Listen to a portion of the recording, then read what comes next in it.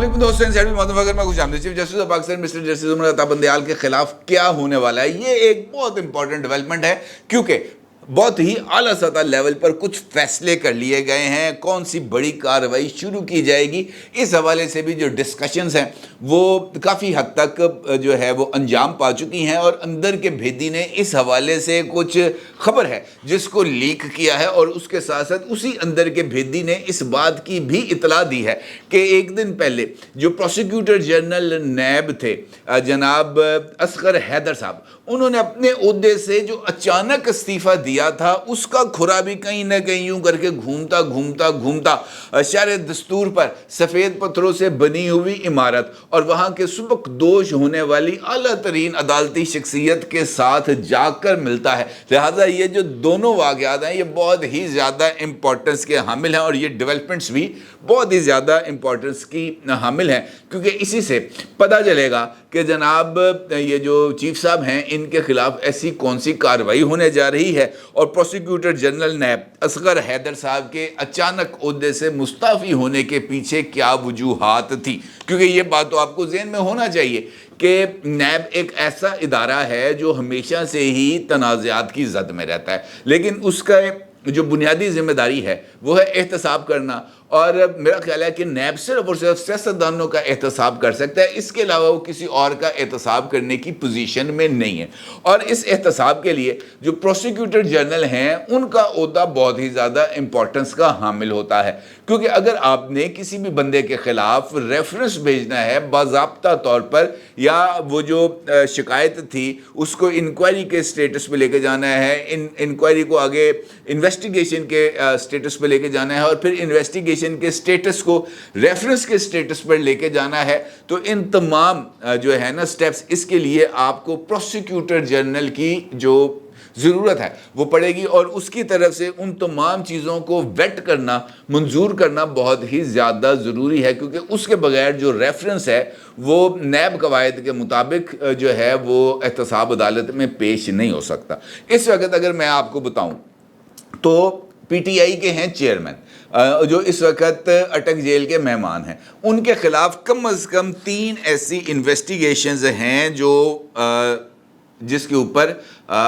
काम जारी है, तहकीकात हो रही हैं और उसमें से 2 का ताल्लुक नैब से है और तीसरी का ताल्लुक हमारी ये जो 9 मई के वाक़यात हैं उसका जो बुनियादी जो जिस इदारे पर अटैक हुआ था यानी पाकिस्तान की फ़ौज, वो तीसरा मामला वो चलता है। जो 2 मुकदमात इस वक्त इमरान खान के इन्वेस्टिगेट हो रहे हैं नैब में, उनमें से एक है 190 मिलियन पाउंड की करप्शन का केस और दूसरा है तोशा खाने के तहाइफ से मुतल्लिक। और ये दोनों जो केसेस हैं ये नैब के अंदर मौजूद हैं और इन्होंने रेफरेंस की शक्ल में एहतसाब के लिए जाना है और एहतसाब अदालत में पेश होना है। लेकिन उससे पहले जो इन्वेस्टिगेशन है उस इन्वेस्टिगेशन में जो सवाल जवाब हैं वो होने भी होते हैं और मुख्तलिफ स्टेजेस के ऊपर आपको जो इन केसेस के अंदर मुलव्वस अफराद हैं उनकी कस्टडी भी लेना होती है। अभी एक केस चल रहा है तोशा खाना का और उस तोशा खाना केस में और 190 मिलियन पाउंड्स के केस में जो 2 अहम तरीन शख्सियात हैं वो उनमें से एक का नाम है इमरान अहमद खान नियाज़ी और दूसरी शख्सियत हैं जनाब बुशरा इमरान साहिबा। और ये जो दोनों शख्सियात हैं ये दोनों रेफरेंसेस के अंदर जो है इन्हीं के ख़िलाफ़ तहकीकात जारी हैं और इनमें से एक शख्सियत इस वक्त स्टेट की कस्टडी में है और अटक जेल में मौजूद हैं। दूसरी शख्सियत बुशरा बीबी साहिबा ने मुख्तलिफ हीले बहानों के ज़रिए मुख्तलिफ अदालतों से अपने लिए जो गिरफ्तारी के वारंट्स हैं उनको रुकवाया हुआ है। अलबत्ता वो नैब के जो तहकीकाती टीम है उनके सामने पेश हो रही हैं, लेकिन वहाँ पर उनका डिफेंस इसके अलावा और कुछ नहीं होता कि मेरे साथ इस वक्त कोई महरम मौजूद नहीं है, मैं एक पर्दादार खातून हूँ, लिहाजा मैं आपके महरम की मौजूदगी में मैं आपके साथ किसी सवाल का जवाब नहीं दे सकती। और इस सूरत हाल में नैब के पास इसके अलावा और कोई चाराकार नहीं होता कि वो मुतल्लिका शख्स की कस्टडी को हासिल कर ले, उसको गिरफ्तार कर ले और اور پھر اس کی فزیکل کسٹڈی یعنی اس کا جسمانی ریمانڈ حاصل کرے، اور اسی کے لیے 12 سپٹمبر ایک تاریخ ہے جہاں پر بشرا بی بی صاحبہ کی جو حفاظتی ضمانت ہے وہ ختم بھی ہونی ہے اور باضابطہ طور پر ان کی کسٹڈی کا مطالبہ بھی کیا گیا ہے حکام کی طرف سے۔ اب چونکہ ان کیسز نے حتمی نتیجے تک پہنچنا ہے اور ریفرنسز بھی فائل ہونی ہے اور ان کی گرفتاریاں بھی ڈلنی ہے، تو اس کے لیے جو انویسٹیگیشن کی جو ٹیم ہے اس کی طرف سے ریکوائرمنٹ ہے کہ جناب وہ تحریری طور پر رپورٹ پروسیکیوٹر جنرل کو پیش کرے اور پروسیکیوٹر جنرل اس کے اوپر دستخط کریں۔ اب یہ جو صاحب ہیں جن کا نام ہے اصغر حیدر صاحب، یہ لاہور ہائی کورٹ کے سابق جج رہ چکے ہیں۔ 3 نومبر 2007 کو جنرل مشرف کے جاری کردہ عبوری آئینی آرڈر کے تحت انہوں نے حلف اٹھایا تھا اور لاہور ہائی کورٹ میں جج تعینات ہوئے تھے، اور بعد میں چونکہ یہ جو حلف ہے اور یہ جو 7 نومبر کے 3 نومبر کے اقدامات ہیں ان کو سپریم کورٹ آف پاکستان کی طرف سے نل اینڈ وائڈ قرار دے دیا گیا تھا، لہٰذا یہ جو اپوائنٹمنٹ تھی یہ بھی ختم ہو گئی تھی، اور جناب شاہد خاقان عباسی صاحب نے جج اصغر حیدر صاحب کو نیب کا پروسیکیوٹر جنرل مقرر کیا تھا۔ ان کا جو ٹینیور تھا وہ 3 سال کا تھا، وہ کمپلیٹ ہو گیا، اور اس کے بعد عمران خان صاحب نے ان کی خدمات کو جو ہے مزید جاری رکھنے کا فیصلہ کیا، اور یہ بھی غیر متوقع طور پہ تھا، اور پھر ایک دوسری مدت کے لیے ان کو جو ہے وہ تعینات کیا گیا، اور پی ٹی آئی کی گورنمنٹ نے ایک آرڈیننس کے ذریعے ان کی مدت ملازمت میں توسیع دی، یعنی ان کے اوپر عمران خان صاحب کا احسان ہے۔ لیکن اس سے بڑھ کر ضروری ہے کہ ان کا جو تعلق ہے وہ موجودہ chief justice of Pakistan mister justice Umar Ata Bandial صاحب کے ساتھ بھی ہے، اور یہ عمر عطاب بندیال صاحب کے قریبی دوستوں میں شمار ہوتے ہیں، بلکہ بہت زیادہ وہ کہتے ہیں نا گوڑیاں دوستیاں، یہ ان کی بڑی ڈونگی قسم کی بڑی گاڑی قسم کی دوستی ہے جناب عمر عطاب بندیال صاحب کے ساتھ۔ اب چونکہ کسٹڈی میں لینا ہے اور ریفرنس بھی پیش کرنا ہے تو اس کے اوپر جو دستخط ہیں وہ درکار ہیں، اور وہ دستخط نہیں ہو رہے تھے۔ دستخط نہ ہونے کی وجہ میں نے آپ کو بتا دی ہے کہ جو ریلیشنز ہیں بہت سارے جگہوں کے پر بہت سارے لوگوں کے ساتھ ہوتے ہیں، اور ممکنہ طور پر انہی ریلیشنز کی وجہ سے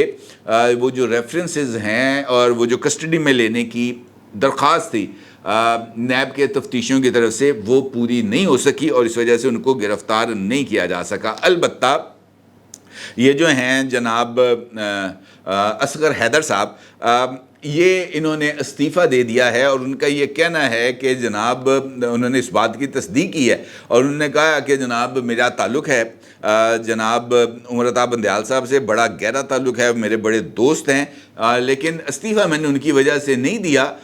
میرے استعفے کی وجوہات کچھ اور ہیں۔ اس کا مطلب یہ ہے کہ یہ والی جو کہانی ہے اس کے پیچھے کہیں نہ کہیں عمران خان صاحب اور ان کی اہلیہ محترمہ کو فائدہ پہنچانا ہے، اور ان کے خلاف جو ریفرنس ہے، جو دباؤ ہے اس وقت، ریفرنس بھی تو ڈیفینیٹلی آنے ہیں نا وہ۔ اب یہ تو ممکن نہیں ہے کہ سائفر میں ضمانت ہو جائے عمران خان کو کھلا پھرتا رہے، ممکن نہیں ہے۔ دیکھیں بہت ساری چیزوں کو ہمیں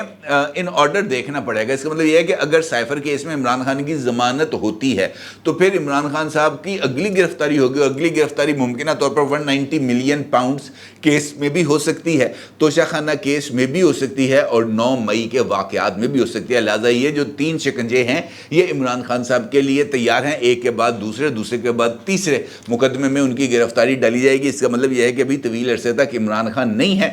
منظر عام پر، اور اس کے ساتھ ساتھ بشرا بی بی بھی بہت جلد آپ کو جیل میں جاتی ہوئی نظر آئیں گی۔ اور اس میں جو سہولت کاری ہے وہ میں نے آپ کو بتایا کہ دوستی تعلق ہے، وہ سہولت کاری کی وہ بھی ایک وجہ ہے، کیونکہ بہت سارے لوگوں کا یہ کہنا ہے کہ اس ہفتے جو کل سے سٹارٹ ہو رہا ہے، اس ہفتے میں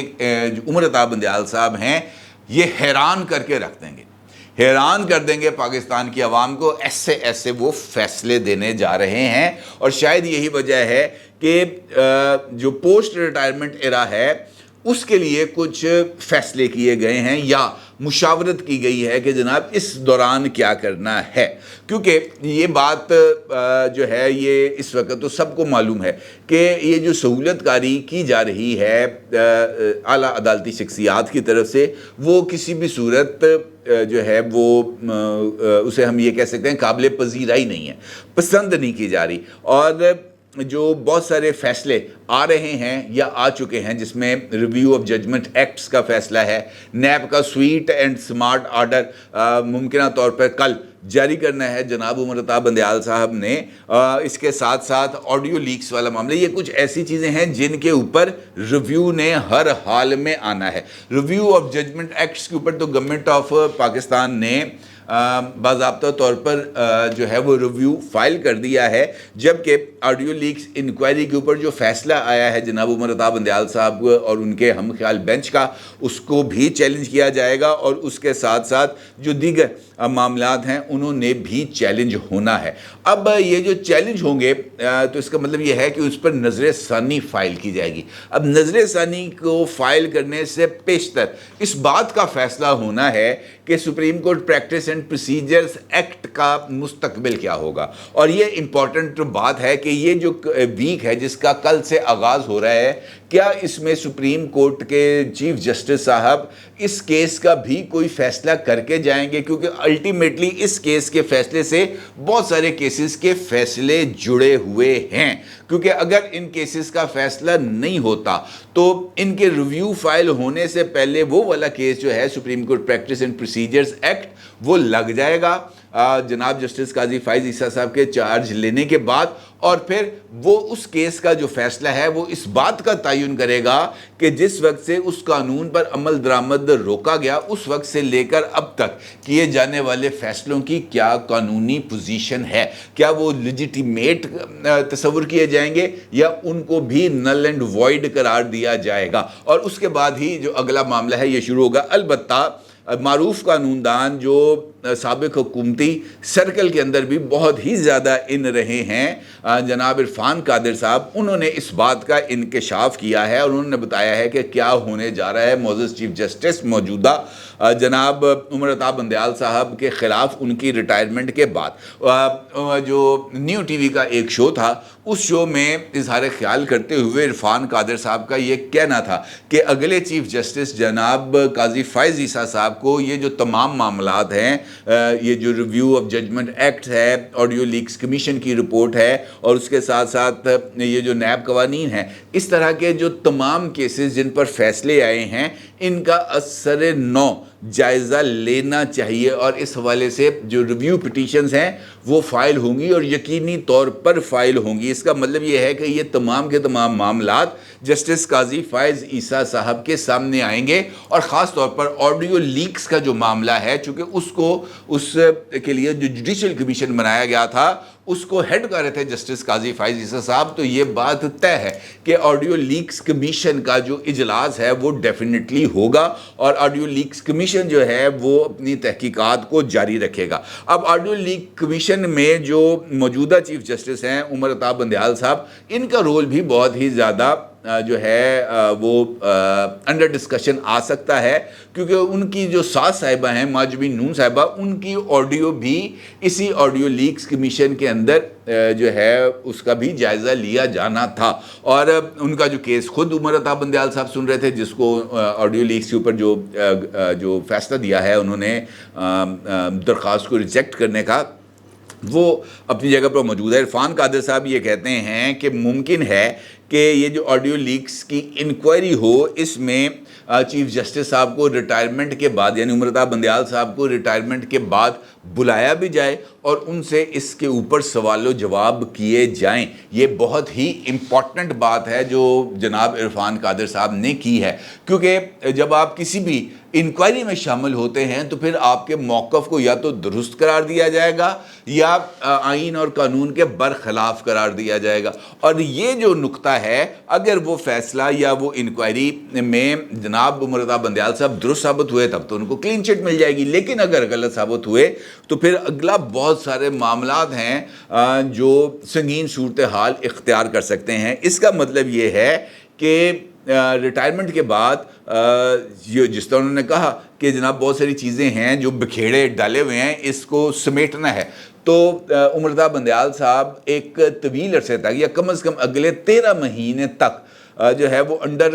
اٹیک رہیں گے اور ان کی جو ججمنٹس ہیں وہ انڈر ڈسکشن ہی رہیں گی، اور اس کا مطلب یہ ہے کہ یہ جو نیکسس ہے جو بہت ہی زیادہ پینیٹریٹ کر چکا ہے پاکستان کے سسٹم کے اندر، خاص طور پر جوڈیشل سسٹم کے اندر، اس نے ابھی مزید ایکسپوز ہونا ہے. کیونکہ اگر ایک دوستی تعلق کی وجہ سے جو پروسیکیوٹر جنرل نیب ہے وہ ریفرنس پر دستخط نہ کرے، دوستی تعلق کی بنیاد پر اگر پروسیکیوٹر جنرل جو ہے کسی کی گرفتاری کے آرڈر کے لیے جو اپلیکیشن ہے، جو درخواست ہے، اس کو منظور نہ کرے، تو پھر اس بات کے اوپر بہت ہی زیادہ سوالات اٹھ جاتے ہیں کہ ہمارا سسٹم اس وقت کہاں پہ کھڑا ہے، اور پھر جو سہولت کاری ہے یا ایمانداری ہے اس کا وائرس جہاں جہاں پر موجود ہے، اس کے لیے پھر ضروری ہو جائے گا کہ ایک پراپر سرجیکل آپریشن شروع کیا جائے تاکہ یہ جو وائرس ہے اس کو مکمل طور پر تلف کیا جائے. اپنی رائے کا ضرور اظہار کیجیے گا. آپ کو بہت شکریہ. اللہ حافظ.